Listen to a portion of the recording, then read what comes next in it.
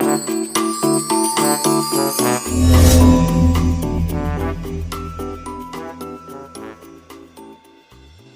selamat pagi untuk anak-anak kami semuanya dimanapun berada. Masih semangat untuk belajarnya. Semoga saja dalam keadaan sehat ya. Oke, baik, kita lanjut materi kita fisika, yaitu mengenai momen gaya. Momen gaya ataupun yang disebut dengan torsi ya. Oke. Torsi merupakan suatu besaran yang menyatakan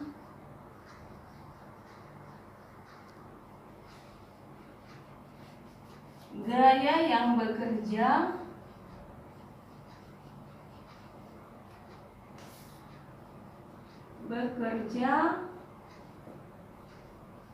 pada suatu benda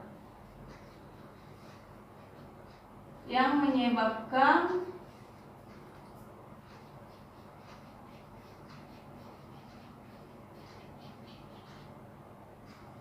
benda itu berputar ya.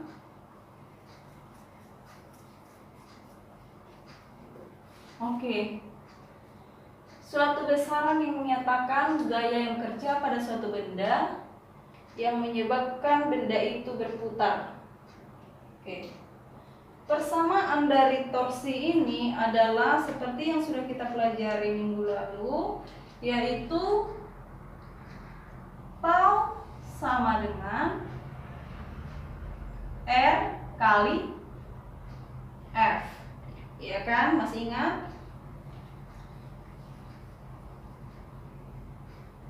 Oke. Jadi misalkan seperti ini, perhatikan. Misalkan saya buat ada sebuah benda diletakkan pada titik tumpu. Nah, kemudian benda ini saya berikan gaya dari atas seperti ini. Nah, kira-kira apa yang akan terjadi dengan benda ini? Pasti benda ini akan berputar, iya kan? Nah, gaya yang saya berikan inilah F-nya ya. Jadi jarak antara titik penumpu dengan gaya itulah yang disebut dengan R. Gaya yang bekerja secara keseluruhan dikalikan dengan R-nya itulah yang disebut dengan momen gaya ataupun torsi ya, seperti itu. Oke. Contoh. Ada sebuah jungkat-jungkit, tahu ya jungkat-jungkit ya. Saya buat seperti ini. Nah, ada seorang anak di sini berdiri yang bermassa 30 kg ya. Maka gayanya ke bawah kali dengan gaya gravitasi ya kan, jadi 300 Newton. Nah, seperti itu. Jaraknya ke sini adalah saya buat 2 meter misalkan. Oke. Kemudian ada satu orang lagi di sini berdiri, dia bermassa 60 kg, maka gayanya adalah 600 Newton, sedangkan jaraknya terhadap titik tumpu adalah 1 meter. Oke. Kita lihat sistem berada pada titik setimbang, ya kan? Apa yang menyebabkan benda ini setimbang? Maka seperti materi kita minggu lalu, syarat suatu benda dikatakan setimbang haruslah sigma taunya itu sama dengan 0, kan begitu? Kalau begitu, berarti sigma taunya jumlah gaya yang terjadi pada kedua benda ini adalah sama dengan 0. Kita buktikan. Kalau sama dengan 0, dia berarti tau 1 harus sama dengan tau 2, kan begitu.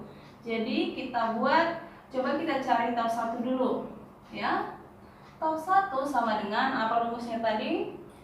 R1 dikali F 1, ya kan? R1-nya berapa? 2 meter, ya kan? F1-nya 300 Newton, ya kan? Maka tau satunya itu adalah 600 Newton meter. Coba kita cari tau 2. Tau 2 adalah R2 dikali F2, ya kan? R2-nya berapa nak? 1 meter, ya kan? Dikalikan dengan gayanya 600 Newton. Jadi tau 2-nya adalah 600 Newton meter. Kita lihat di sini nilainya sama antara tau 1 dan tau 2. Berarti benar ini sistemnya setimbang karena sigma tau-nya sama dengan 0. Dari mana sigma tau-nya sama dengan 0? Oke, kita ingat perjanjian tanda ya. Kalau dia kita putar, misalkan yang ini kita putar, ini kita putar pasti dia akan searah atau melawan arah jarum jam? Searah ya. Jadi kalau kita putar yang ini pasti dia seperti ini, ya kan? Dia melawan searah arah jarum jam. Nah, perjanjiannya kalau dia searah maka ini bertanda negatif ya. Sedangkan sebaliknya kalau ini kita putar, ingat dia itu adalah titik tumpu ya. Kalau ini kita putar, dia akan melawan arah jarum jam ya, seperti ini. Jadi kalau kita berarti ini bertanda, seharusnya ini bertanda positif, kebalikan dari kita. Jadi kalau seperti itu berarti yang benda yang tau 1 dia bertanda positif, sedangkan tau 2-nya bertanda negatif. Oke, coba kita buat. Ini positif kan, sedangkan ini negatifnya, ya kan? Ini nggak usah kita tulis pun boleh ya. Maka saya buat di sini saja ya. Sigma tau-nya sama dengan tau 1 ditambah tau 2 kan gitu ya. Kalau dia hanya 2, kalau dia ada 3, 4 maka tambahkan aja seterusnya. Sigma artinya jumlah seluruh gaya-gaya yang bekerja gitu ya. Jadi tau satunya adalah berapa tadi nak? 600 ditambah negatif 600 maka sama dengan 0. Jadi seperti itu contoh dari benda dikatakan setimbang. Oke, perhatikan contoh yang kedua. Di sini ada sebuah titik A yang panjangnya 30 cm. Panjangnya 30 cm. Kemudian terdapat suatu gaya F, yaitu saya buat di sini 25 Newton yang membentuk sudut tertentu. Dan sudut di sini besarnya adalah 120 derajat. Nah, pertanyaannya, berapakah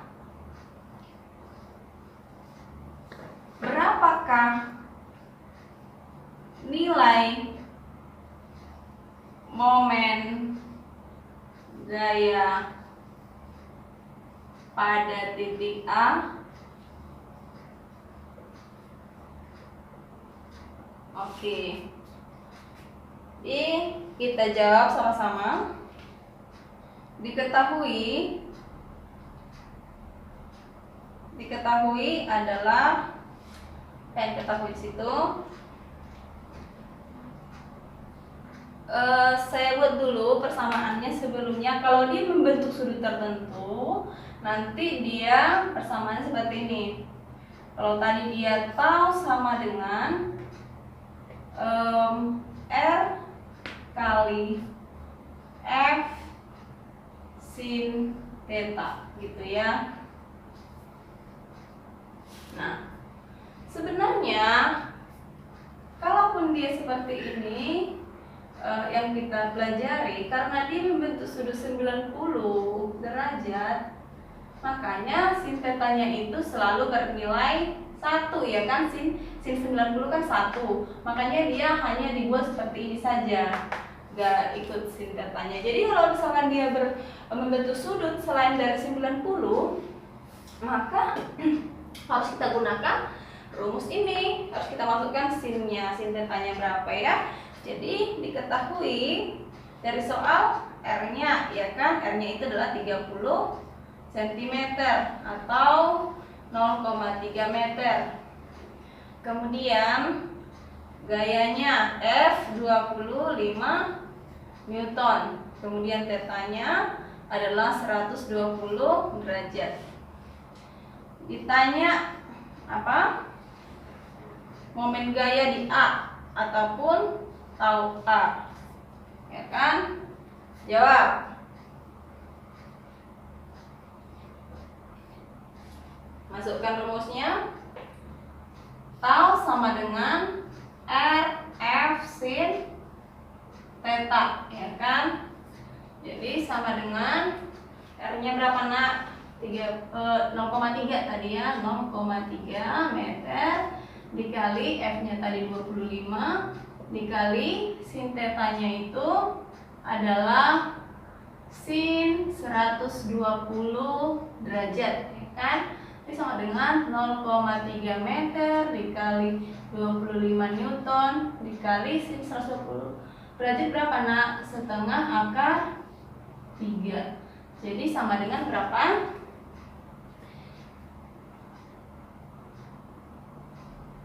Nilainya adalah 3, berapa ini?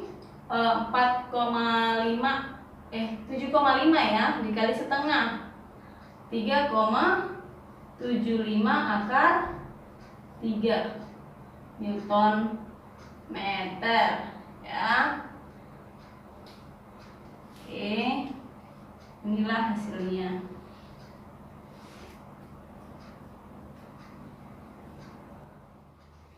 Oke, contoh yang kedua. Mau perhatikan di sini ada sebuah batang AB di mana panjangnya itu adalah 40 cm ya. Jadi di sini titik putarnya dia berada di A. Ya, jadi titik putarnya berada di A ataupun penumpungnya berada di A. Kemudian diberikan dua gaya yang bekerja pada benda ini ya. Gaya pertama yaitu nilainya 25 Newton membentuk sudut 53 derajat. Ya. Kemudian gaya kedua ke bawah dia besar gayanya itu 20 Newton dan membentuk sudut 90 derajat ya, tegak lurus ya. Oke. Di mana diketahui di sini jarak antara gaya pertama dengan gaya kedua adalah 10 cm. Yang menjadi pertanyaan adalah berapakah sigma tau ataupun jumlah momen gaya yang bekerja pada sistem berikut ini. Oke, dari gambar kita selesaikan sama-sama. Maka yang diketahui dari gambar adalah, perhatikan F1-nya ya kan. F1-nya itu adalah 25 Newton. R1-nya berapa nak? Nah, ditinjau, ingat, ditinjau dia terhadap titik tumpu ataupun sumbu putar ya. Jadi kalau dia F1-nya ditinjau dari sini berapa sentimeter dia dari sini. Kalau dia tadi panjang seluruhnya 40 cm sedangkan jarak antara F1 F2-nya 10 cm, berarti jarak antara F1 dengan titik putarnya adalah 40 dikurang 10, kan begitu ya. Jadi 30 cm. Maka 30 cm ataupun 0,3 meter. Kemudian ada sudutnya ya, berarti theta 1 sama dengan 53 derajat. Kemudian F2-nya 20 Newton. R2-nya adalah R2-nya berarti kamu tinjau dari gaya ini sampai ke titik putar ya, berarti dia sebesar 40 cm.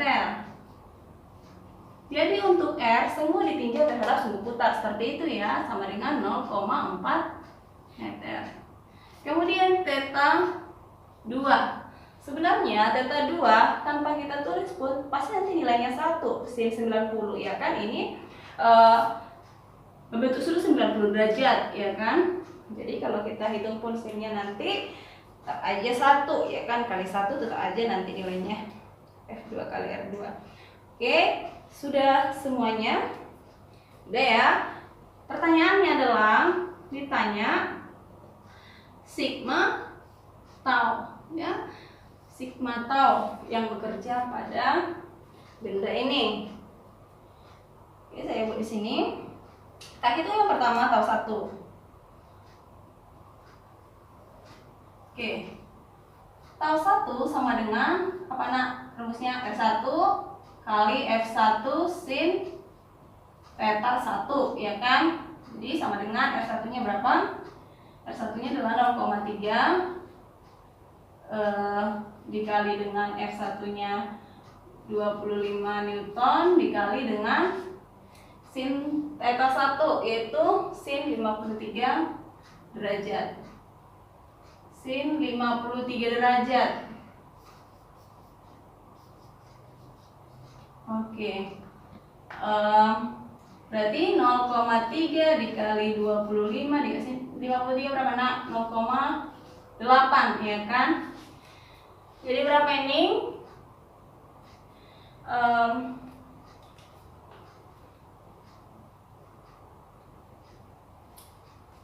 Nilainya adalah 6 Newton meter. Oke, kita lihat yang tau 2. Oke, kita lihat dulu untuk nilai negatif positifnya, ya, untuk arah. Kita lihat yang F1-nya negatif atau positif? F1, ya. Jadi kalau kita putar, ini kan melawan arah jarum jam, ya kan? Kalau dia melawan arah jarum jam berarti dia positif. Berarti ini benar positif, ya. Ini tidak usah kita buat karena dia positif. Oke, jadi hasilnya juga ke bawah adalah positif. Kemudian kita lihat yang kedua. Langsung aja kita masukkannya nilai arahnya nanti. Ini dia searah jarum jam. Berarti nanti nilai F-nya itu adalah negatif. Oke. Kita masukkan lagi rumusnya. Berarti R2 kali F2 kali sin theta 2 sama dengan R2-nya adalah 0,4 dikali dengan F2-nya tadi adalah 20 dikali dengan sin theta-nya tadi sin 90, ya, sin 90 derajat.